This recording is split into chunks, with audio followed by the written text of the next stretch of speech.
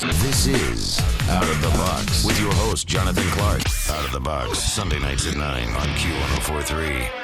Well, they've sold millions of albums. You know them. You love them. The band is Shinedown, and the band's most recent album is Planet Zero, which topped the charts when it came out. Nothing shocking there about that. And that album with the song Planet Zero, the title track nominated for a 2023 iHeartRadio Music Award. They're going to be at Foxwoods in Connecticut, December 29th, the last show of 2023 for the band. You can get all the info right now at shinedown.com and or meetshinedown.com. And now we have Brent Smith from the band. Speaking of, I got to mention one other thing. The band's 2011 live album, Somewhere in the Stratosphere, is going to be released on vinyl. Brent Smith joins us. What's happening, man? Good to see you again. You too. It's been a minute. Yeah. You look good. 2019 was the last time you and I spoke, right I remember. before the world changed for 3 years. Yeah, for 3 years, totally. Well, anyway, Somewhere in the Stratosphere is going to be released on vinyl. Speaking of the stratosphere, have you ever thought of going up into the stratosphere via Jeff Bezos or Absolutely Richard Branson? not. No? You're like full on, no way ever. I'm not into it. I don't want to do that. Yeah, and it's not that I'm not adventurous. It's just I have a kid. Yeah. You know what I mean? I got a soon-to-be 16-year-old son. Right. So I don't need to be jumping out of planes, bungee jumping, going to space. Defying laws of physics Yeah, and things you know, like that. I will leave that up to the tech gurus. Yeah. And the test pilots. So this is interesting, a reissue of a live album. That doesn't happen very often. No, but we're an unorthodox band. We like to do stuff that like keeps people guessing what we're doing at all times. And we love vinyl. Yeah. And our audience globally loves it as well. So anytime that we can put that together and build it around physical music, because we look at vinyl as an art piece. Yeah, the music is part of it, but we just came from that school of, you know, physical music still means a great deal to us. Did you have posters in your bedroom as a kid? I did, and then my parents ripped them down. Well, who were was they? That? Who were the posters of?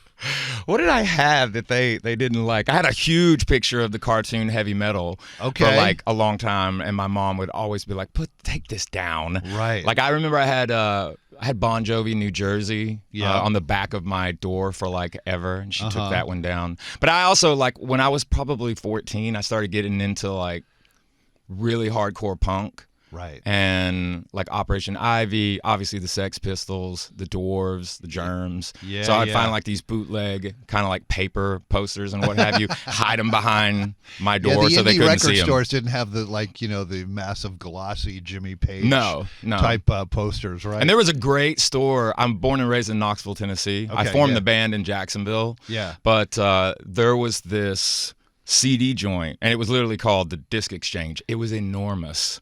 And it sucks now because they're no longer in business. Right, but I just remember it was like a museum when you would go in there. I like grew up in that place, and they had all these wild bootlegs, not only music but just memorabilia and different box sets and stuff that you just could not get or find. I remember they had the most ridiculous selection of G.G. Allin. I remember that. Like they had all of this just wild stuff that you couldn't believe that legendary you were legendary Lower East Side punk rocker, man. What's the documentary that was him? What was that? Todd Phillips that did The Joker and The Hangover? I don't. That was like his first thing in film school that he did. Was he followed G.G. Allin like all through like New York? G.G. Allin did insane stuff. Like it was like probably around the same time that Iggy Pop was doing crazy things on stage. Maybe a little bit later. I don't remember. Yeah. But he was like, what did he do at his concerts? Like I mean, man, he would go full tilt, just out of control. I mean, there were these, you know, there's documentation of him. He would perform naked. Yeah. He would throw feces at the audience. Right. He would he was like a true punk rock, like to the core. And a lot of people are like, this guy was horrible. And I'm like, he was. But the thing about it is he was probably tortured. Yeah, he probably was. You know? Bringing new meaning to the word performance art. Yeah, because I remember also too, like Alice Cooper was like, when I think back and I look at, you know, what went forward like with Manson and Zombie and all that, they kind of learned that from Alice. Oh, big time. Even Rammstein. Yeah. Like Tillman is always talking about how Alice Cooper really influenced him just in general. But it's cool to look back and see how some of these people, the shock rock type thing started. Yeah. But a lot of it's just performance artists. You know, absolutely. Like Lady Gaga, all the stuff that she does it in a different way, but it's still performance art. Like I remember when she showed up to the award show, I can't remember what it was, but she was dressed in meat. Oh yes, yeah, that was legendary. Yeah. And then she Grammys had that, or whatever it was. Yeah, and then she had that girl that like would ingest. She would ingest like this liquid that when you threw it back up, it would glow in the dark. And she did this in Nashville where she was doing all these underplay like bar shows, and she had this girl up there like, because it was art, like throwing up on her. It was really, really wild. Wow. Brent Smith from Shinedown is with us. We're talking about lots of things, including Somewhere in the Stratosphere, the 2011 live album, which is going to be released on vinyl. And on this album, Brent, the songs Second Chance, If You Only Knew, and more, plus a couple covers on this album. Foo Fighters, Times Like These. Great song. And Leonard Skinner's Simple Man. Yeah, and also, too, the other one we did with Will Hogue, we did the Beatles, A Little Help from My Friend, but we did it in the style of Joe Cocker. Oh, okay. Very nice. It's probably my favorite of this record that you're talking about, and, you know, us issuing this for the first time on vinyl. That's probably the most insane moment on the record, because we did that every single night with Will Hogue, and it really was special every night. That's got to be, you know, and it's brave for somebody to cover a Beatles song. Joe Cocker did a great job. Fantastic. You know what I mean? And that's such a great version, right? I mean, another thing too, like when you decide that you're going to do, I mean, if you know anything about, I'm a huge Joe Cocker fan, so just understanding that voice, but also understanding that he really did know if he didn't write it or it wasn't written for him and he was taking it from another artist, he really was great at making it his own. Oh, yeah, and not many people can do that. Yeah, it's difficult to do. Speaking of the Beatles, what do you think now and then? I think it's great that they were able to go in and do it. I know that there are opinions about the AI. I think it should be clarified, though, that the AI, what they use software-wise, is apparently when John was putting this demo together, the mic was recording because he was at the piano, so he was singing and playing. Yeah, you couldn't hear his vocals. The piano was a little bit louder than his vocals. Right. So what they did was they have a software now where they put that in the software and it splits the wave file between the voice and the so piano. You can see the voice and then the piano. It's pretty remarkable, but they were able to take all of the piano out of it and just get the vocal. I mean, and that's how they were able to record it. I think it's really cool that, you know, they did that. I mean, somebody said, maybe you read the same thing that I did, that's like, okay, so the voice and the piano was from the 70s. Yeah. George Harrison's guitar parts were from the 80s or 90s or something like that. Late 80s. And then the drums and the bass are from 2023. Right. So you kind of have a modern production of bass and drums with really old school production of guitar and, you know, vocals and piano. And that you kind of hear that when you hear the song, you know what I mean? The other thing, too, is, I mean, the technology of how you record music now is literally something, I mean, it's not even going down a rabbit hole. I mean, where we're at this point, I know some people are like, how much further can you go? Well, it depends. But, you know, the simulations that we have now, because being able to do it in Pro Tools or being able to do it in GarageBand or Logic, the great thing about the technology now is the younger generation, you don't necessarily have to come into it as far as like recording your own stuff or being creative. You don't necessarily have to come into it knowing how to play an instrument. Right. There's really great programs to teach kids how to do things now. And more than anything, though, I just think about back in the day, you had to be able to play it. Right. Yeah. Back in the day, when the light was red, I mean, you had one shot. Right. And before they got into 16 channels or 24-bit and what have you, what's interesting now, though, is when you look at the generation that's coming up, they're finding out about that, like analog production. Yeah. And where it's one of those elements where you have to study what you're getting ready to do, you have to practice it, and then when you push record, you better hope you can play it from the start to the finish. Well, because the clock is ticking and the studio time is expensive, and you only have 8 hours or whatever that you budgeted for. So, but the technology now is so advanced that it kind of helps people get a leg up. Oh, yeah, definitely. So somebody who might not be able to play an instrument but has some sort of musical inclination in their brain can sort of maybe translate because it that's me. Yeah. Like, I don't know how to technically play any instrument. I can play instruments, but I'm not trained. I never took lessons or anything like that. I just,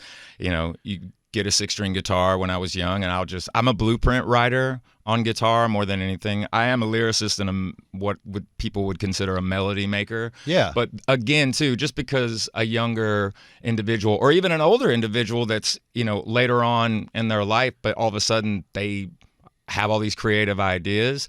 I know there's truists that are like, you should learn how to play the instrument. I think it depends, man, because if you're creative, you don't want to stifle that. No, totally. Your fan base is so incredible. Shinedown has the most #1 singles on the Billboard mainstream rock chart with 18. So you're basically the New England Patriots of the mainstream rock chart. You got a bunch of rings. And you recently just wrapped up this tour with Papa Roach and Spirit Box. How did that go? It was amazing. It's always the funnest tours are the ones where you get to bring your friends out. Yeah. And the last couple of years of touring on Planet Zero has been amazing. I mean, at the very, very beginning, we were able to take Diamante out and The Pretty Reckless. And then, that was last year. And then later last year, in the fall, we took John Harvey and Jelly Roll out. And then this year, at the top of the year, we took From Ashes to New out in 3 Days Grace. And then we finished out the year with Spirit Box and Papa Roach. But it's a blast when you do it with people you love and respect.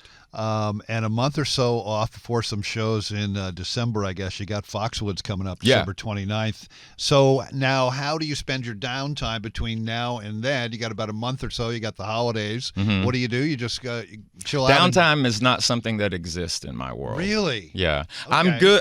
I'm good at 48 hours. Okay. You know what I mean? There's sometimes I have to kind of decompress, and I have a rule. Whenever I'm on tour, no matter where I'm at in the world, when I finish whatever that leg of tour is, I always stay in that city or that country or wherever I'm at for 2 days just to come down off of it. Okay. But I don't do well when I'm idling. Really? Yeah, and I'm the one guy in the band also too. I'm single and I'm not married. Again, I have a soon to be 16-year-old son who's my entire world, but I'm able to move on a dime. And so if I'm always doing creative things for the band, but we all are doing that. But the business side of what the band needs, that's kind of where I come in because I don't mind doing business over the phone or over Zoom and things of that nature, but I come from a mindset of sometimes when you're negotiating or you're meeting new people or you're trying to look at the future of the band, you need to get in front of those people. Totally. So I'm able to kind of move on a dime. Are you a Jacksonville Jaguars fan? I mean, I support Jacksonville Jaguars, but I'm not an anything fan necessarily. Okay, I don't have a specific team of any kind of sport. That's never really been my thing. I'm just a fan of competition. Yeah. I think that's awesome. Now, another friend of the radio station, Derek Trucks and Susan Tedeschi. Oh, nice. Yeah. They come here a lot. Have you ever been to the Swamp Raga Studios there with them? I have not been. It was interesting, too, because Susan Tedeschi, I think she was pregnant at the time, but when we were demoing for the very first record down in Jacksonville, the studio that Judy Van Zant owned, which was Made in the Shade. That's where a lot of the very, very first Shinedown demos were made. Okay. And I know Tom Dowd, before he passed away, he had finished up her record down there at Made in the Shade. That guy was a legend. Dude, wow. He's the whole reason why we have a fader on a soundboard. Oh, I didn't know that. Really? A lot of people because originally what the audio was when you would record music, it was a dial. Oh, so a big funky dial. Yeah, so they would be dials, so it was left to right. And what he really brought to the table was, and he truly is he is the godfather of the fader, because his whole thing was I can't remember exactly what he said, but he wanted the soundboard to feel more like a piano, where you could move things up and down and the feng shui of certain things. So that was the whole. That makes sense if you just makes total sense too, because you know if you think about now, there's some rad vintage boards that still have the turn dial that are amazing. Maybe one at Abbey Road. 1,000%. But yeah, Tom Dowd, he was very influential, man. He's the whole reason why we have faders. 2024. What are we looking at? More touring, recording? A lot of different things. I think the biggest thing that we're trying to really embark on here, and we've done it a lot here this year, but the band has never wanted to be put into a box. So it's always, for us, it's about the formats, but it's about the genres of music, because I don't really believe that it's about metal music or it's about pop music or country music or rock music. It should be about all music. And, we took this song, A Symptom of Being Human, and it's just kind of in its infancy in all reality with its journey, because we started it at Hot AC Radio. Now we're moving into alternative radio with it. I want you to recite the chorus. You don't have to sing it. Yeah. I just want you to recite the chorus and maybe even the bridge, because those words I think anyone in the world can pretty much relate to. So just read if you remember them, obviously you probably do, just the chorus and the bridge so the people know what we're talking about. Yeah, I mean, the focus of the song really is the dynamic of we're all a work in progress. So in Symptom, and these lyrics came pretty quickly, but off the top of my head, the chorus is, sometimes I'm in a room where I don't belong, and the house is on fire, and there's no alarm, and the walls are melting too. I've never been the favorite. I thought I'd seen it all until I got my invitation to the lunatic ball, and my friends are coming too. How about you? Don't worry, it's all just a symptom of being human. And what does that mean? It means that in this lifespan that you have, that we call, life is a journey. And I think you're allowed to have as many human moments as you need. So you're always going to evolve. Symptom was really a song about letting the world know that we all do share the human condition. We're all connected to one another. But it's okay as you evolve to feel differently at different times in your life. But there's nothing wrong with you. And from a mental health aspect, and a band that's been talking about mental health for the better part of 20 years, that's really the biggest part of the discussion, is not being quiet and talking about it. I think that for the longest time, people felt embarrassed or ashamed if they were to go to someone and say, I don't know what's wrong, I just don't feel like myself. And I think the worst thing that you could do is be quiet. You should never be quiet. You should always ask for help if you need it. Reminds me, tell us about notalone.org. Yeah, notalone.org is just something that a lot of different people, in a lot of different industries are just letting people know, the challenge is just letting people know exactly that you're not alone, and getting more people to talk about that. I think more than anything, again, when these things start to circulate through social media, it's an awareness factor. It's an awareness factor. There's 8 billion people on the planet. And sometimes they feel as if they don't have a voice or they're not understood. So I think it's important when we have these types of, whether it's a charity, whether it's an awareness group, whether it's an organization. We've been working with the American Foundation for Suicide Prevention for over a decade. We actually raised, between last year and this year, we raised about $160,000 for them. And they're just an incredible organization. But all of these platforms, the goal is to, again, let people know that there are people and there are places that you can go to if you're struggling mentally, and that you're not alone. And that's life. It happens. But again, too, don't get me wrong, you've got to kind of pull yourself up by the bootstraps. But sometimes you just need positive reinforcement. The world can be a really beautiful place, but it can also be really devastating and hard to navigate. You have to learn how to, I don't want to necessarily say negotiate with the world, but you also have to kind of take an initiative to take a step back and look at the peripheral. Our guitar player, Zach Myers, has a great thing that he says that keeps us all pretty grounded. And what he says is, don't make it about the painter. You need to make it about the painting. Fantastic. Brent Smith from Shinedown is with us. They're going to be playing Foxwoods December 29th.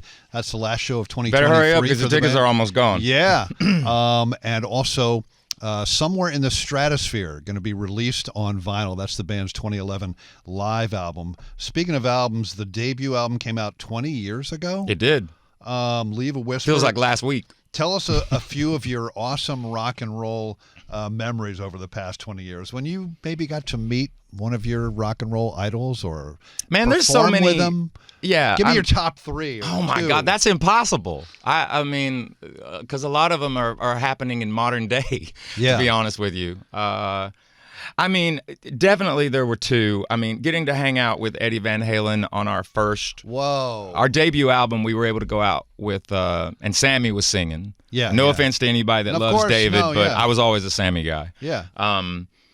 But that debut album, one of the first big tours that we did 2 months with Van Halen, and I think it was because I didn't want anything from him. I grew up not listening to Van Halen, but I wasn't like necessarily an aficionado on the music. But being on that tour, I think we befriended each other because it was a genuine respect for one another. And I was able to like get a bunch of different lessons from him during that tour, and we would talk about music. He showed me how to play Eruption. I'm so happy for his son who is having you can actually play Eruption? He showed me how he plays it. Oh, okay. Yeah, because I was like, I remember what I did was I said to him, how do you do the tap? Like, show me how you do that. And he goes, everybody messes it up. And I go, well, what do you mean they mess it up? And he's like, well, they all think that I'm pressing, the finger is going directly down on the string, but he's actually sweeping the string. So it's kind of like an uptick, which gives it the sound. And it's these little things. But also, too, just he had Wolfie out there on the road with him also, and he was young. Yeah. And because like his dad is out there playing and this and that, but there was this young new band, so Wolfie was always out there like in the VI pit because they gave us 30 minutes, and it was one of those things too where it's like, okay, we get it, 30 minutes, get Van Halen on here, so you had to kind of really get out there and try to make your point as quickly as you could, but in the middle of that tour, he just, I don't know, man. He dug what he was seeing, and I just remember it very, very fondly getting to hang out with Eddie because he was such a wonderful human being. He really, really was. I call him the Mozart of electric guitar. You would be accurate. Yeah. And then I learned when I'm on that tour, what he did with guitar amplification with the Brown sound. And how he like built that out, and then he completely redefined how to play the guitar. Yeah. It's pretty amazing. So that was one. Do you have another one? Yeah, so we were in SIR during what would become the Stratosphere record that's getting ready to come out. There were 2 parts of that. There was the Anything and Everything tour, which was like a storyteller's tour, and then there was like the plugged in side of things. So when we were rehearsing at SIR in Nashville for Anything and Everything, which was acoustic, I went to the restroom, and I'm in the restroom, and somebody walked in, and they were right next to the urinal next to me. Always very awkward, yes. I mean, yeah, but this was a very large individual. And so, like, it was like a tractor beam. Like, I had to turn to my right and kind of look, and it was Robert Plant. Whoa. And so I did my business, washed my hands, left. Zach is coming down the hallway, and I'm like, dude, Robert Plant is in the bathroom. And he's like, shut up.